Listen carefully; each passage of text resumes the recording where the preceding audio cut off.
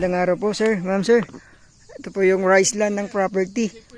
2.1 hectares to. Titignan natin, meron siyang bahay, 3 kwarto, tapos bodega. Kasi nasa gitna tayo ng palayan. Ito hanggang dun po yung property, yung green na buo na yan hanggang dun sa irrigation. May sarili na ng deep well. Ayan yung deep well natin. Kita nyo po. So, diretso doon. Makikita nyo po sa aerial view ko, napakaluwang po na irrigation nandun po. So, yung property na to, thrice a year ang cropping sa property na to dahil irrigated. Tapos, meron pa tayong deep well na ginagamit ni tatay. So, ito, minimum na nakukuha ni tatay, 250 sako ng palay ang nakukuha ni tatay dito. Kasi napakaganda po ng property dito. So dito, tingnan natin yung bahay ni tatay. May mga fruit bearing din siyang tanim. May mga guyabano. Bayabas. Tapos, ano to sir? Ay, tatay, lumboy. Oo, yung malalaking bunga. Yung lumboy. Ay, ang dami bunga. May, anong Tagalog ng lumboy? Duhat. Duhat. Tapos to, mangga po. Hindi to native no tay? Maasim ito. Kalabaw. Yun Ay! naman, isa na yun, Indian Mingo. Itong property ni tatay may right of way pero nabili niya rin yan. Sarili niya po yung right of way. Estimated ko mga 100 meters. So 3 meters wide, mga 300 meters din yan. Hindi kasali sa title yan na tayo. Hindi kasali. So ito yung kanyang bahay. Wrap pa siya. Tapos okay pa naman yung bahay niya. Kunti lang palitada at saka pintura. Pero palitada yung loob. Tignan natin sa loob. Ito tayo pinaka-bodega.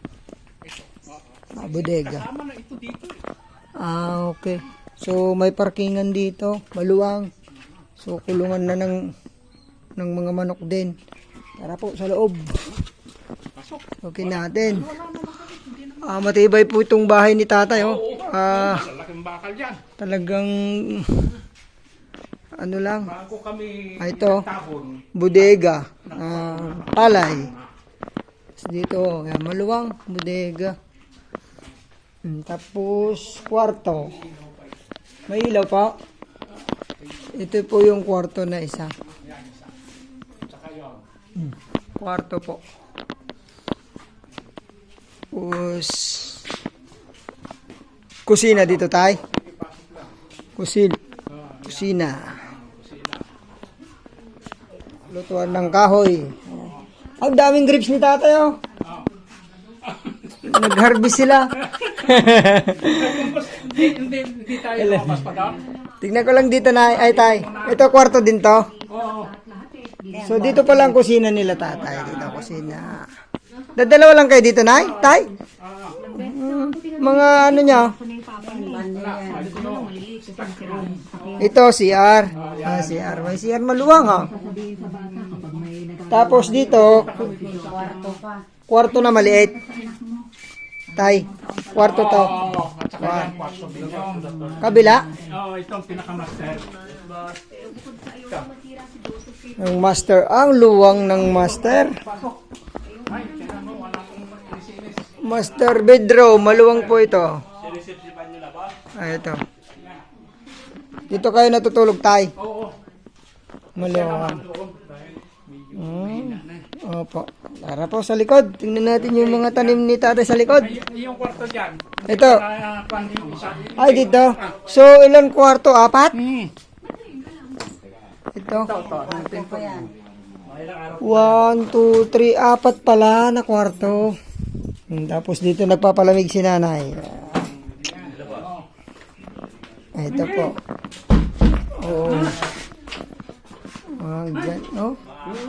May pegs na pa nito kama. Pero ang ano yan, yung malaki. Queen size. May daanan dito sa likod tayo? Balik ulit tayo siya. Balik kami. Tingnan natin yung sa likod. Tutor tayo ni tatay sa bahay nila. Ito po yung likod ni tatay. May mga tanim na fruit bearing. Ayan o. Maraming mangga dyan. Mangga, Tapos- lungkoy, yung uduhat. O, duha. Kaya Ito. lang, wala na akong panahon maglinis-linis pa.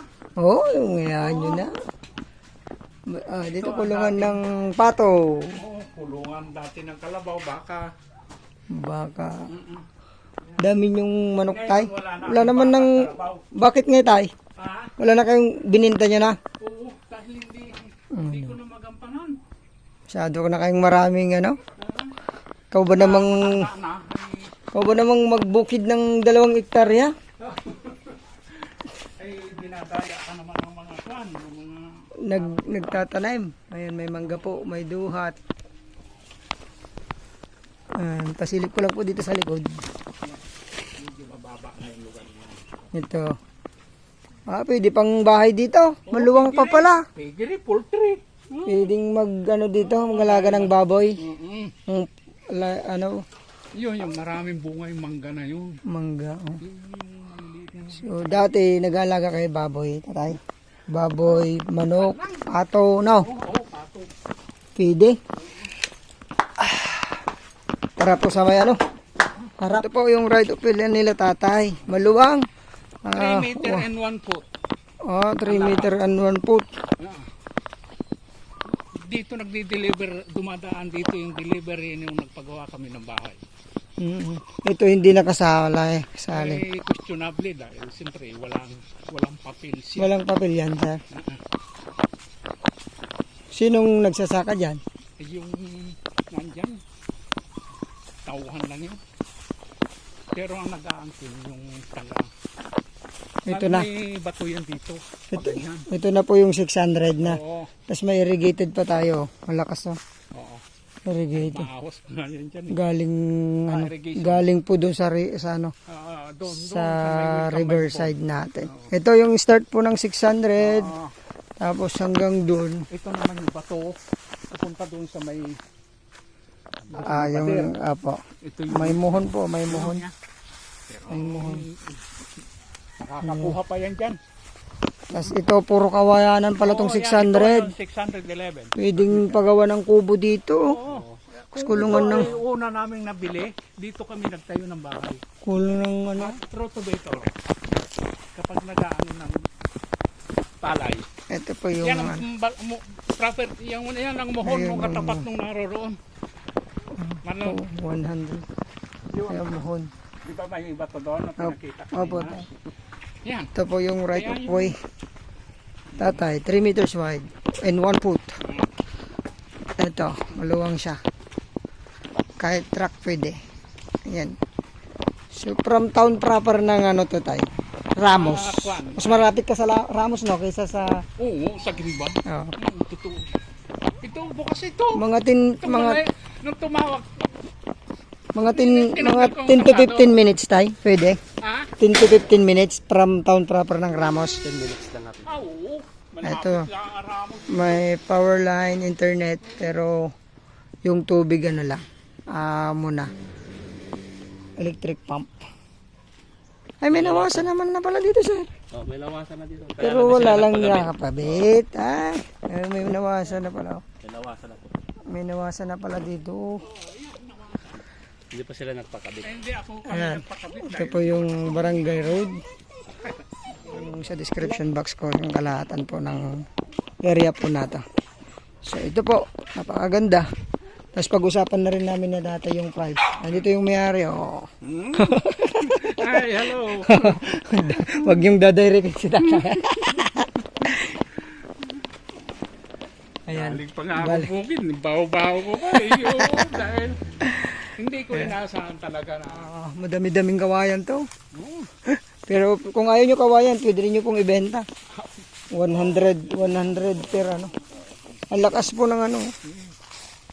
Patubig nila. Irrigation. Ayan. So, ulitin ko po, 100 meters right of way. Nabili po ni tatay yan. So, wala pong problema sa right of way ni tatay. Hindi pwedeng isara. Siya lang pwedeng magsara. Kaya tingnan mo yung gate doon at saka yung gate dito. Oh, dalawa po ang gate. May 24-hour security, sir. Ay, tayo meron na na. Ang 24-hour security ng dito sa property niyo. oh, Meron? May security? Wala. Wala? Ayun, sir. Ay, kwan yan. Eh, Pangtakot lang yan. Walang kaya. kala ko may security dyan nakatayo eh. Joke lang. May mangga tayo. Hindi ko na-get. Hindi na ano ni tatay yung aking linya. Ito na. Ay, Ang hindi bahay makita tatay. pala yung kay Mito doon. Daming bunga no, sa likod. Yun. Check natin yung papel ni tatay. Ah, okay. Thank you po. God bless po.